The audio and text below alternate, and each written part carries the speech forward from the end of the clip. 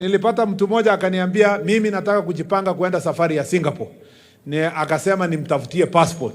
Nikamwambia hiyo safari tunapanga. Tunaleta Singapore hapa Kericho kwa kufungua mabarabara, kuhakikisha kwamba tunajenga institutions, tunafanya mambo ya maji.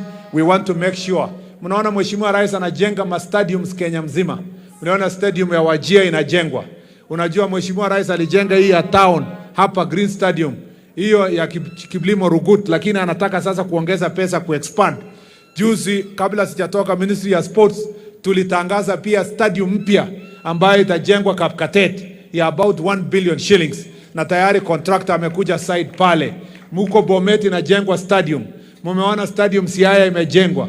Mumeona Homa Bay, mumeona Garissa, mumeona Wajir, hata sehemu ambazo hazijawahi kuwa stadiums before, because this president is intentional in terms of uniting Kenya to make Kenya to become a one country. Nataka niwaambie ya kwamba Mheshimiwa Rais anaendelea kupambana na kazi. Nyinyi hamtawachwa nyuma. Wakati anajenga hospitali kubwa,